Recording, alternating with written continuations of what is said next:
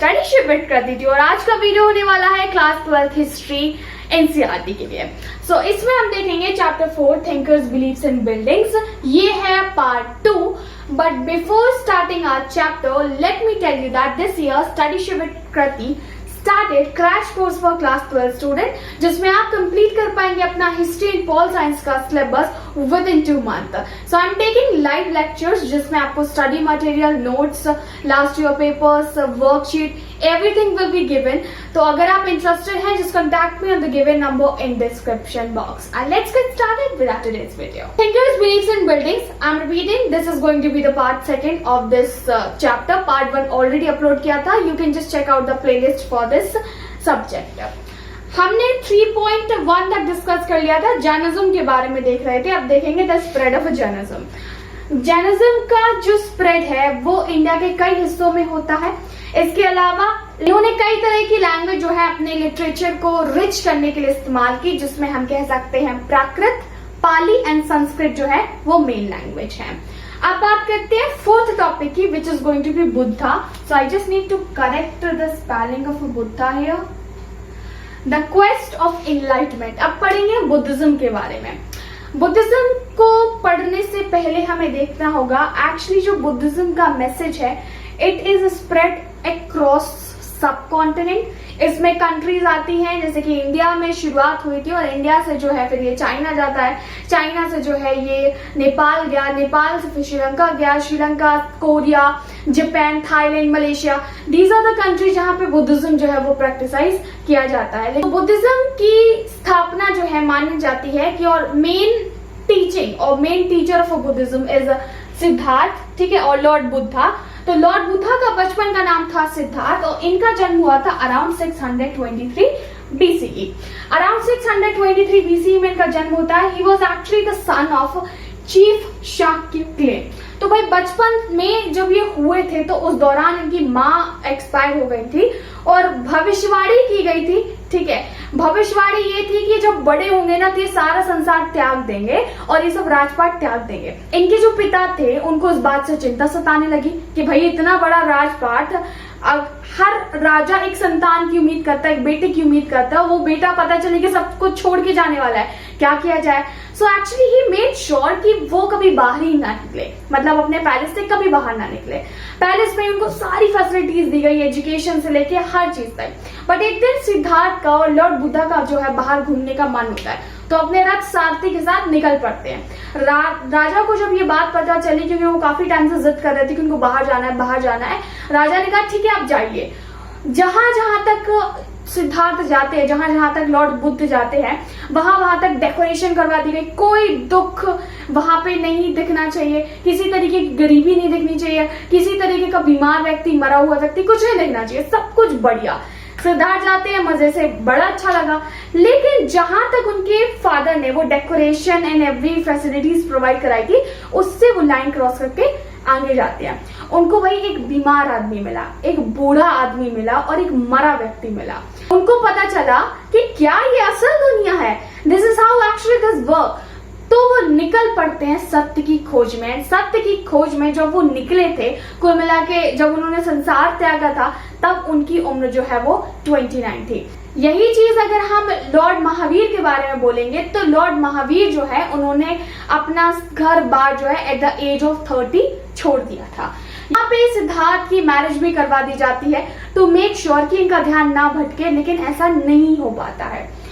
Next topic is the teaching of Buddha. So teaching of Buddha के हमने बारे में पढ़ा था कि सुत Pitaka is one of the Pitaka, जिसमें लॉर्ड बुद्धा ने जो बताया है वो सारा उनके डिसिपल्स ने उसमें मेंशन किया है। एक्चुअली लॉर्ड बुद्धा की जो टीचिंग्स है these are quite famous. Why? Lord Buddha tried to convince people with reason and persuasion rather than through SNP यानी कि सुपर नेचुरल पावर। वैदिक ट्रेडिशन में क्या था ना कि ऐसी चीजें बोला करते थे जो रियलिस्टिक नहीं लगती थी, लेकिन यहाँ पे जो है वो रियलिस्टिक बात किया करते थे। फॉर इंस्टेंस एक वुमेन आती है लॉर्ड बुद्धा के पास और कहती है कि मेरा बेटा मर गया है, आपके बारे में मैंने बहुत सुना है, मेरे बेटे को जिंदा कर दो। उन्होंने साफ साफ बोल दिया आपका बेटा मर चुका है और मरा हुआ व्यक्ति कभी भी वापस नहीं आता है, and this you have to accept. तो उन्होंने कोई सुपर नेचुरल पावर का जो है यहाँ पे शो नहीं किया और नहीं बताया, डायरेक्टली बता दिया it is not possible, and actually it is not possible.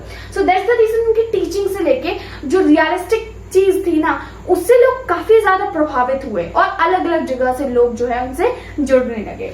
Buddhist philosophy में फर्स्ट पॉइंट है world is transient, it means it is अनिक। अब देखना अनिका एंड अनंत, ये जो मैंने शब्द यूज किए हैं ना, आप जब भी अपनी आंसर राइटिंग करें तो make sure you use such sort of a word, not a transient और soulless, because if you are using such sort of a word तो जो आंसर आपका चेक करेगा ना टीचर, उसको लगेगा यार इस बच्चे को आता है, तो आपको ज्यादा अच्छे मार्क्स मिलेंगे।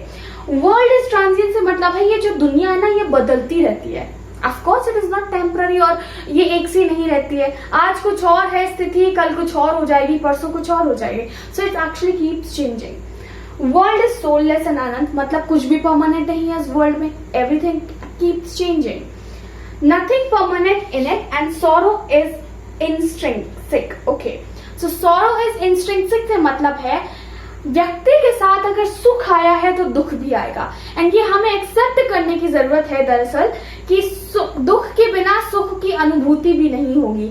मतलब मान लीजिए कि भाई आपके जो है कभी एग्जाम्स ही नहीं आएंगे, कभी एग्जाम्स नहीं आने, कभी एग्जाम्स होंगे ही नहीं, so you will feel actually happy, but वो हैप्पीनेस आप उतना ज्यादा फील नहीं कर पाओगे जब तक कि आपके एग्जाम्स नहीं आएंगे। ठीक है, so this was just an example. इसी तरीके से हम अगर मानव इस धरती पे आया है तो उसको सुख भी मिलेगा और दुख भी मिलेगा, वो दोनों का भागीदारी है। Then we see path of a moderation, penance and self-indulgence and rise above worldly troubles. तो उनके हिसाब से okay here actually I made another mistake, troubles spelling related mistake. Path of moderation मतलब अगर किसी व्यक्ति को मोक्ष की प्राप्ति करनी है तो उसका अल्टीमेट वे ये है वो पेनांस करे, वो सेल्फ इंडल्जेंस करे, एंड ये जो वर्ल्डली पावर है, मोह माया है, इससे ऊपर उठे।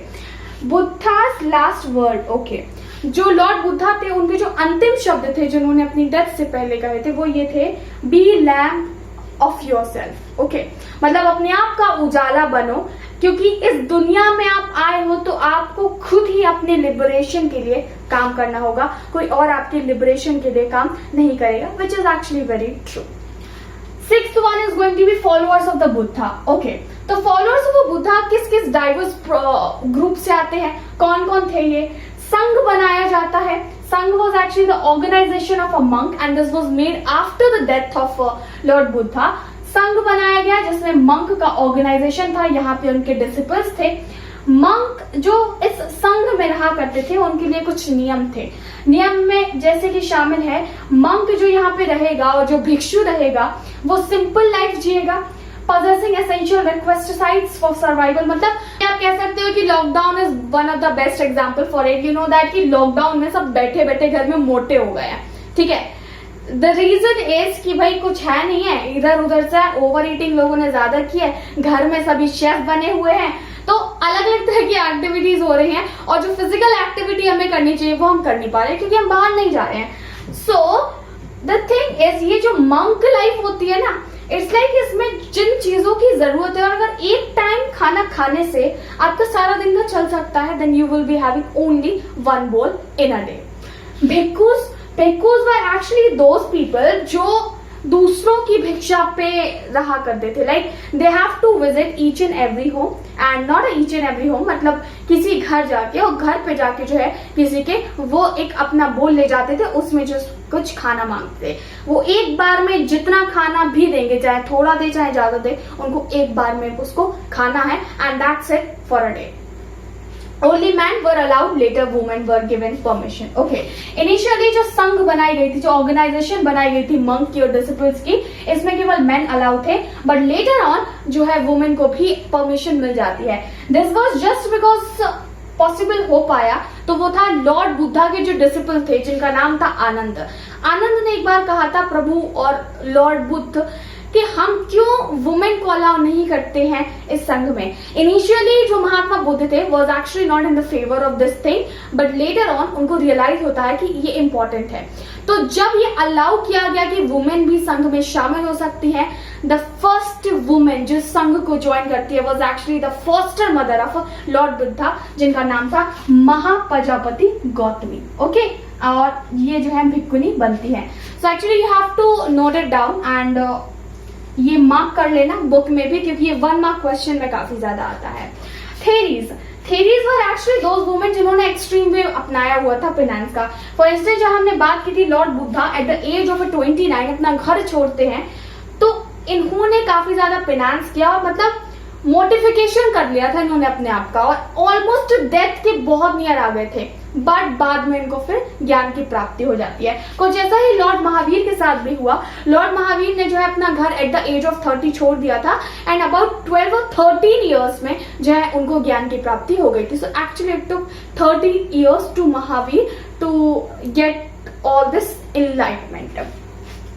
Now followers from social group, यहाँ जो फॉलोअर्स ऑफ बुद्धा की हम बात कर रहे हैं, बुद्धिज्म में ये एक चीज थी कि हर कास्ट के लिए ये खुला हुआ था। This was not just because कि ब्राह्मण क्षत्रिय ही आ सकते हैं, वैश्य भी आ सकते थे, अनटचेबल्स भी आ सकते थे, इसमें चंडाल्स भी आ सकते थे। Chandals were those who actually have to buried dead. Okay, so like सभी के लिए खुला था, सबके लिए। एक बार आप इस संघ में आ गए, आपकी कास्ट, आपका जो सोशल बैकग्राउंड है वो छूट जाएगा पीछे, because now you are follower for Buddha and आप जिस मकसद के लिए आए हो आप वही करोगे। सो ये जो चीज थी ये अट्रैक्ट करती है लोगों को बुद्धिज्म की तरफ, क्योंकि यहाँ पे रेस्ट्रिक्शन नहीं था कि भाई वुमेन नहीं आएंगी, ये कास्ट वाले अलाउ नहीं है, वो कास्ट वाले नहीं है, सारे अलाउ थे। इन्होंने इनफैक्ट कास्ट सिस्टम को रिजेक्ट किया है। स्तूपा की बात करते हैं। स्तूपा क्या होते हैं? Actually certain places regarded sacred and उस सैक्रेड साइट्स में जो है ट्रीज शामिल होते हैं, नेचुरल ब्यूटी शामिल होती है। इन्हीं साइट्स में कुछ स्मॉल स्ट्रिंग अटैच कर दिया जाता है, that is called chaitya. I will be attaching one of the image here to make sure that what is chaitya. तो मतलब एक सैक्रेड जगह, एक पवित्र जगह, यहाँ पे जो है इन्होंने माउंट टाइप बना दिया एंड उस माउंट को जो है बाद में चैत्या के नाम से जानने लगे, और हम कह सकते हैं स्तूपा के नाम से हम जानने लगे। नेक्स्ट देखते हैं, next topic is going to be Buddha's life. तो ये थोड़ा सा इंपॉर्टेंट है, ये बेसिक है, ये आप क्लास 6 से पढ़ते आ रहे हैं। लॉर्ड बुद्धा का जन्म जो है वो लुम्बिनी में हुआ था। एनलाइटमेंट इनको बोध गया में एक ट्री के नीचे मिलता है, दैट्स द रीजन ट्री का यहाँ पे इंपॉर्टेंट रोल है। सरमन जो है वो सारनाथ में दिया था, फर्स्ट सरमन ज्ञान प्राप्ति के बाद लॉर्ड बुद्धा ने सारनाथ में दिया था। And death, usually we do not use the word death, we use nibbana और mahaparinibbana, but here we are using. तो इनको जो महापरिनिब्बन है वो कुशीनगर में मिलता है और यहाँ पे इनकी फाइनली डेथ होती है।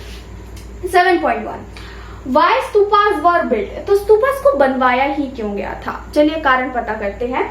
relics of Buddha actually stupa के फॉर्म में बनाए गए, मतलब लॉर्ड बुद्धा से रिलेटेड जो भी relic था उनका, या फिर कोई ऑब्जेक्ट था, उनके बाल हो गए, दांत हो गए, कपड़ा हो गया, कुछ भी, उसको जो है कहीं पे ले जाया गया किसी साइट पे, वहां पे उसको बरी कर दिया गया एंड दैट्स उसको जो आज हम स्तूपा के नाम से जानते हैं। Initially it was just a mound, okay, in this way, but बाद में यहाँ पे रेलिंग्स आती है, थोड़ा इलेबोरेशन होता है। It's like the same way आज जो हम मंदिर देखते हैं, मंदिर का रूप शुरुआती रूप में बिल्कुल ऐसा नहीं था। मंदिर जो है it's like a kind of small room जिसमें गर्भगृह है, गर्भगृह इज लाइक जहाँ पे मूर्ति रखी हुई है, दैट्स इट, ठीक है। गांव में जो है आपको कई जगह मिल जाएगा, भाई एक पत्थर रखा हुआ है, लोग उसकी पूजा करते हैं। सो इलेबोरेशन जरूरी नहीं था, ये तो बाद में हुआ है, मंदिरों का, स्तूपा का, दोनों का ही। Erecting stupa associated with actually Buddhist tradition. Ashok Vadan. Okay, Ashok Vadan is actually one of the chronicle mentioned. So it is the book जिसमें ये mention किया गया है, बुद्धिस्ट जो टेक्स्ट है उसे मेंशन किया गया है कि अशोक ने एक्चुअली लॉर्ड बुद्धा के relics थे, उनको अलग अलग, ठीक है, इंडिया के अलग अलग हिस्सों में भिजवाया था और उन हिस्सों में भिजवा के वहां पे माउंट क्रिएट करने का जो है ऑर्डर दिया था। So like Sarnath we are having you know Bharut, we are having Amravati, so these are the different places.